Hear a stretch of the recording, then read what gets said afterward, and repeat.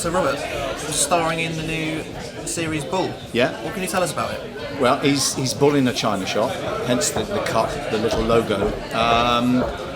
It's a comedy that was sent to me about 3 months ago. And it's that amazing thing when you open a script and it genuinely makes you laugh.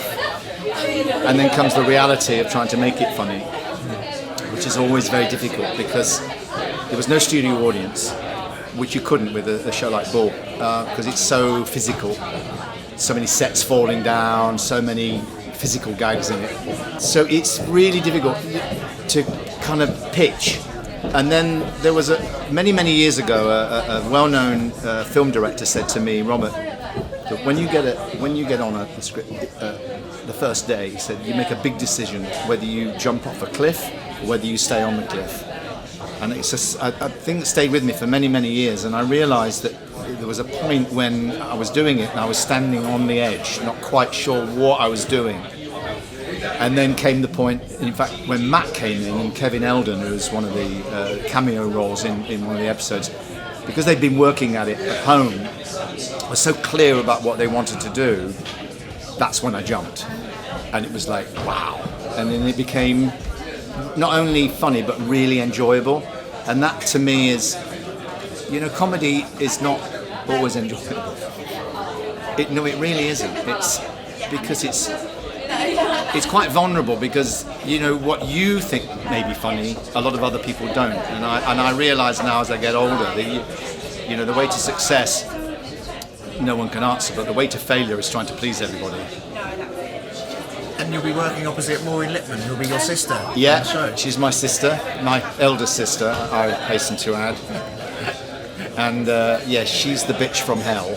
She teases me, which is, I think, the fun of the show. She pricks my pretensions, if you can call the phrase. And there's some great cameos in this as well, such a great cast. Would you like to do another series if it came along? I think so, yeah. I mean, I don't think any actor, when you do a 3-part series like this, which is essentially a 3-part pilot to see what an audience, if it's going to work or not. It's a test. I think the writers are very clever. They're very new. What's so good about them is they're incredibly enthusiastic.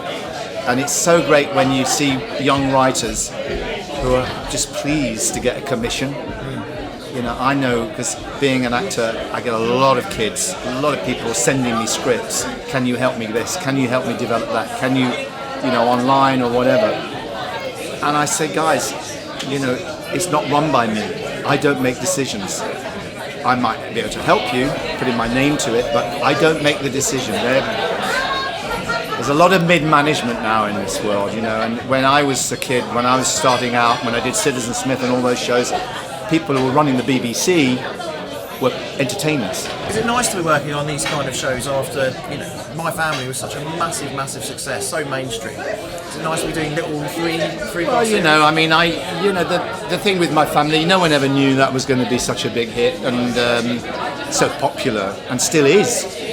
It's on this channel as I speak today, 3 or 4 times on this channel, hugely popular.